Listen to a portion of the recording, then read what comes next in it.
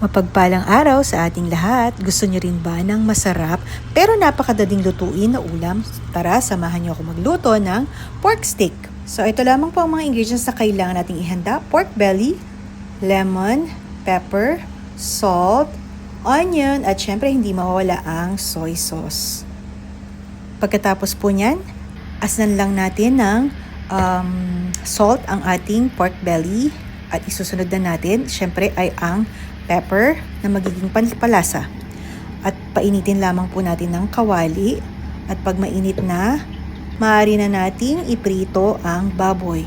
Sobrang dali lang naman pong lutuin ito, kaya lang ang magiging struggle natin dyan is ang pakikipaglaban sa pagpiprito. Dahil syempre nakakatakot yung talsik ng mantika, no? So may isang tip lang ako or para hindi ito magtalsikan sa atin. Lagyan lamang po natin ng konting harina ang ating mantika at maaari na natin prito to. So wala, pagkatapos nun, magiging less na yung pag-splash ng mga mantika sa atin. Nang matapos nga nating maprito lahat ng pork, so ay cut it into a bite size para naman madaling kainin. Syempre, pati ba naman sa pagkain magiging struggle pa. So, ayun, hinati-hati ko lamang po siya at pagkatapos niyan, ire-ready ko na ulit yung frying pan para naman sa pagpiprito ng ating sibuyas. So, binawasan ko lamang po yung mantika. On the same pan, ay dyan din natin piprituhin yung onion. So, ayan. Konti lang yung ititira natin.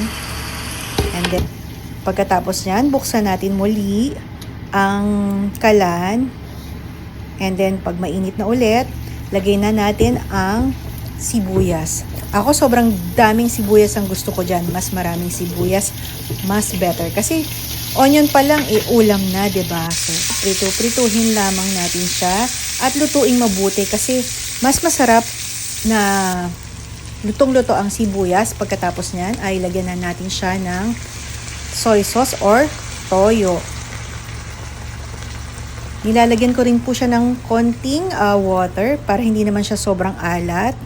And then, takpan natin siya at pakuluan mabuti or para lutong-luto yung ating sibuyas. At pag sa tingin natin ay lutong-luto na, maaari na nating ilagay ang lemon.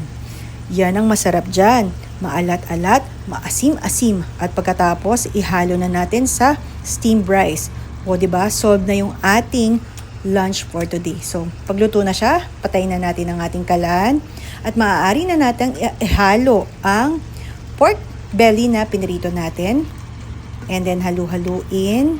At pagkatapos niyan, luto na ang ating pork steak. Thank you for watching!